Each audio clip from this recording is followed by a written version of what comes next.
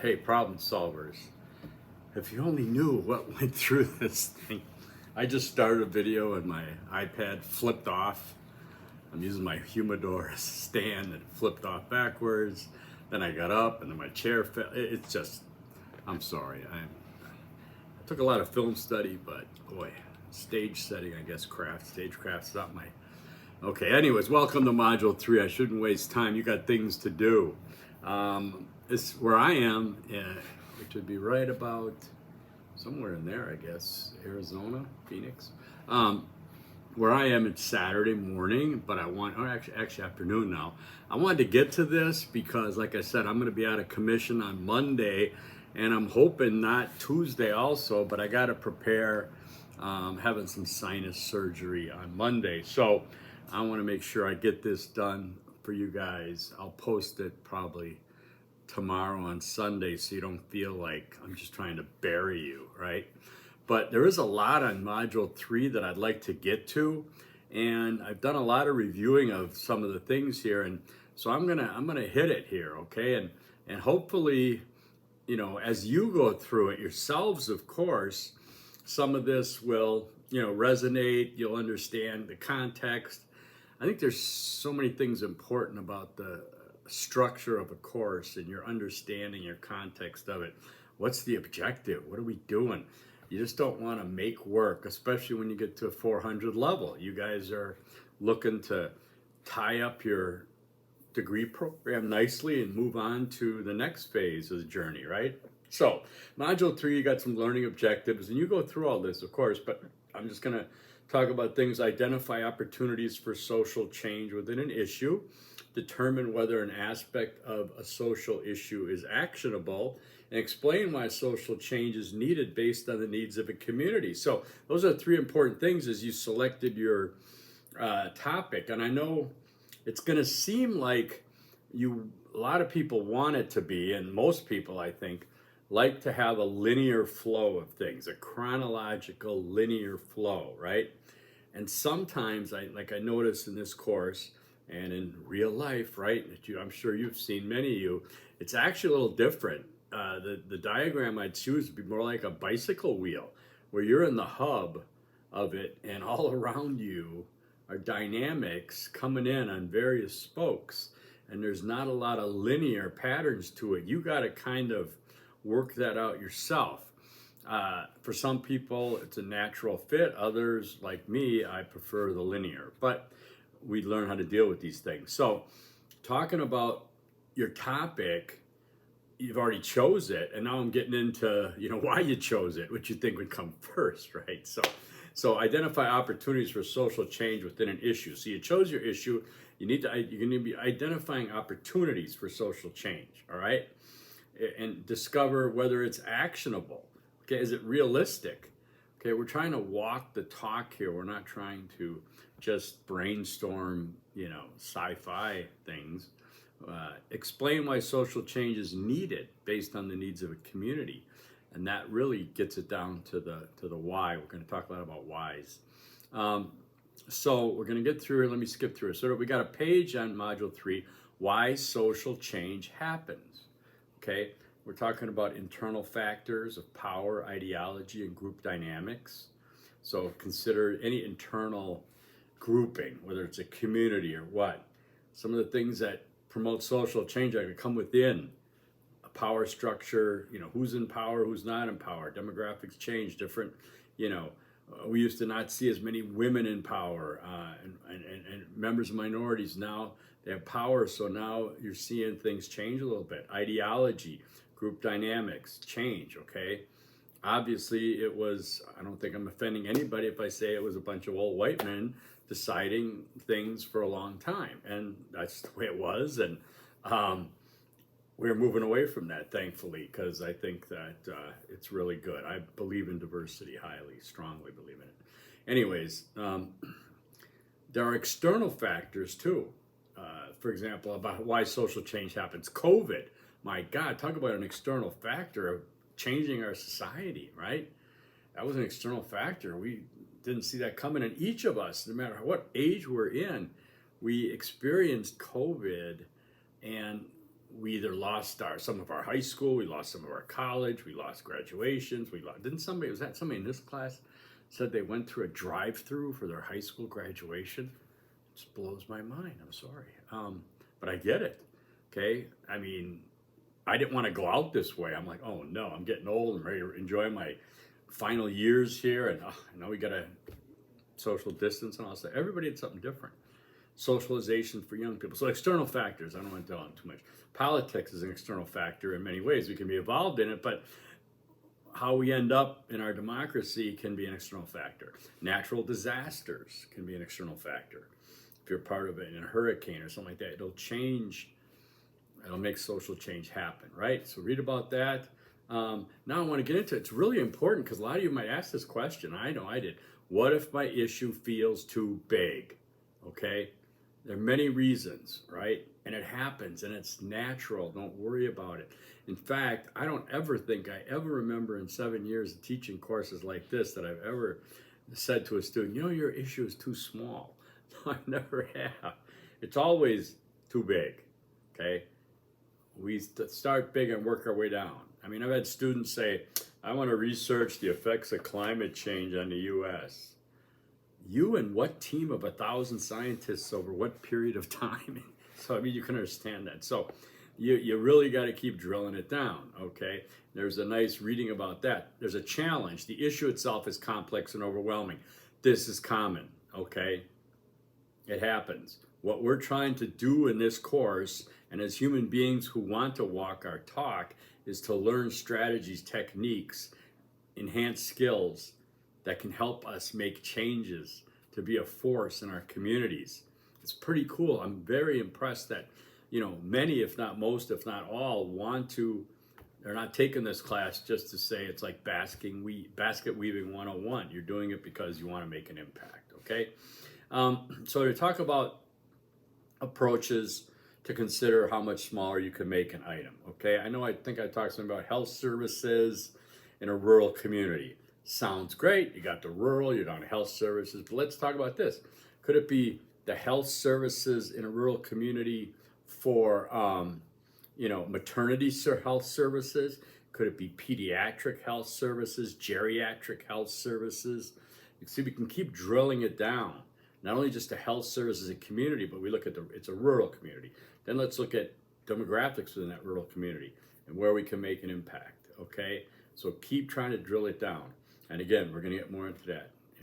Okay, the range of actions is overwhelming, okay? It's true, most of these issues are not new. They've been going on for generations, okay? Anybody who wanted to work within the Gaza-Israel conflict in a local community type of thing, you're talking centuries probably, okay? There's been struggles, there's been settlements, there's been upheaval, conflict. It's like, I'm not saying good luck, it won't work. I'm saying that it's a tough topic, right?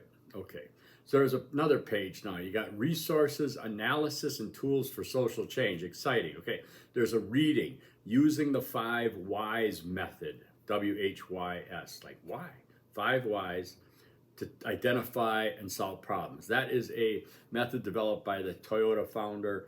And it's basically, if you look at the video, there's a reading first about it. Then there's a video. Where do I see that video? Oh, that might be in the video is optional, but it's pretty cool because you look at the video, it's 2 minutes. It'll help contextualize the 5 whys, and also note that it's not strictly 5, okay? It means that you keep asking because it'll keep drilling you down. And it's like a little kid. It's like, Daddy, why is the sky blue? Why is it? It's because the light, the way it comes in. Why does the light come in that way? Well, it's because of the way it bounces and what we see is blue. And why is it? So you keep getting in the whys, right? Until you finally drill down. Okay, so using the 5 whys method to identify and solve problems is a reading. Then there's a 4-minute video on narrow your topic with research cycle. This is through an SNHU video, and the research cycle, it might go against your normal reaction, like I gotta get my topic and then I gotta research it. And this talks about research, the research cycle, research first. it's really good because if you come up with a topic, you know, whether it's hunger, whether it's the unhomed, whatever it is, you can do some research, general research, and then you can find topics within that. They drill it down, get ideas, brainstorm, right? She gives an example and talks about that. Then there's a reading, developing a theory of change. All right, there is a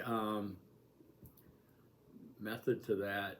You know, see what the sinuses do? I think it's done. It's made me have double vision. I have, for the last week, I had to look at things close up with one eye. So next week you might have a pirate giving your video. I don't know. But it's no fun. I'm telling you, it's just no fun. Okay, so this is using the 5 whys. Then there's the video. Then there's, okay, if you go to the Developing a Theory of Change, click on right in the middle, you'll see download part 1 of 4. Download that, it'll come up. Yes, it's 16 pages with cover sheets, covers, table of contents, all that stuff. It's a chapter.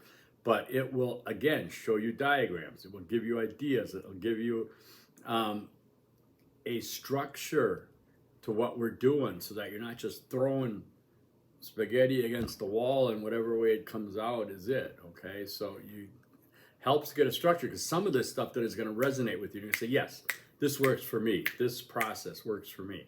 And that would be great because then that helps you move on through it, okay? So again, the required resources are the reading of the 5 whys, the video of narrowing your topic, and then developing a theory of change. Optional in here is what is human-centered design, the video about the 5 whys, it's a 2-minute video looked at. Also a DIY toolkit SWOT analysis. SWOT is, what is it? Strengths, weaknesses, opportunities, and threats. And it's another, you know, meme, what do you call it? Something, that acronym that would work in any situation, whether you're in business and job. So some of these you might want to see. There's community assessment, chapter 13 to read. Then there's the library resources of interdisciplinary studies in the Commons Library. Okay, interdisciplinary studies, that's my milieu, okay? And I love seeing that. I don't know if there's an interdisciplinary studies degree anymore. I think it's more like the general ed or whatever they call it, Commons, general Commons area. But this page from Southern New Hampshire, actually you can click on IDS 410, selecting your topic.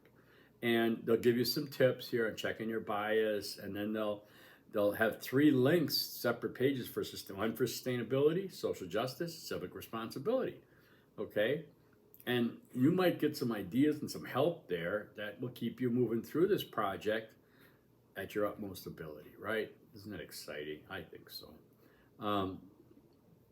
So that's what you got there. Okay, then you got another page. Looking forward to Module 4. Simple. It just gives you a heads up for Module 4. You know, obviously you get to that point. Okay, let's move back a little bit because the discussion this week is a peer workshop. I sent you all emails this morning with the groups that I put together. Okay, the rhyme or reason of it is just between me and my computer at this point. So I did the best I could to try to mix it up a little bit, and hopefully it'll work for you. I put most groups, there's 7 groups. I think it's 4 have 3 and 5 have 4, or 4 have 4 and 3 have 3, something like that.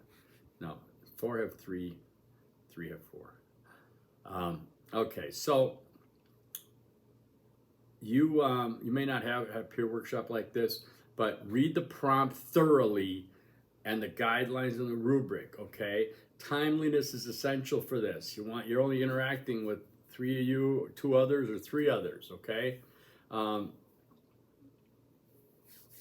So that's really important. The short paper directly aligns with the first section of the project. So once you get feedback on that from me, you're going to be able to use that as a first section of your project. So go through the discussion board, and then you got a short paper. Let's see. You should be reviewing the work of at least one of your peers. Be encouraged to respond to all the other members in your group. If you do this, I'll be sure to grade according to performance. There's a full assignment rubric in there. You'll see that. Let's see. I'm just going through my notes here. I'll be involved in each of your groups. I'll try to get in there, okay, later in the week, next week. and I don't think I'll do a video. I probably got some Band-Aid like here catching stuff. Oh, sorry about that. Okay, cut. All right, so boy, have another drink of Coke. Just getting over this thing from last week. I think I told you my son's graduation a week ago Friday. Ooh. Death came to me in somebody's breath, and I got sick. Boy, you see how that works? Okay, that is divine guidance to say, hurry up and finish this. I don't know why it fell off. Get nothing but professionalism here, people. I'm sorry. Hopefully nobody's like, this guy is unbelievable. All right, so there we go. Good, hopefully it won't fall. I think that should just about do it, though. Again, go through the material in Module 3 thoroughly, all right? Take the time to get it done right, all right? You're moving through. Again, some things may not seem linear.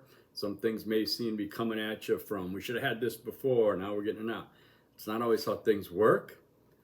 Again, I've had students been emailing me. I appreciate that. I get back to them quickly. I have no social life. I will get back to you pretty quick, and we can engage in a conversation either by phone or over email. I'll do my best. I don't like typing. Okay, I'm going to be grading your Module 2 stuff when starting early in the week. Probably won't get to it till Tuesday and Wednesday. And that should do it. Make sure you looked at that extra video about sources, about citations, the technical stuff for consistency. I'm not going to beat you up on it. I just want you to be able to up your game accordingly, okay? So actually, me getting done with this within 18 minutes is not too bad. I'm going to check it off my list. Now I'll probably listen to it and the sound didn't work or something was screwy like that. So if this is the version you're getting, I'm so happy it worked for the third try. Okay, you guys, have a great weekend, what's left to it. Talk to you soon.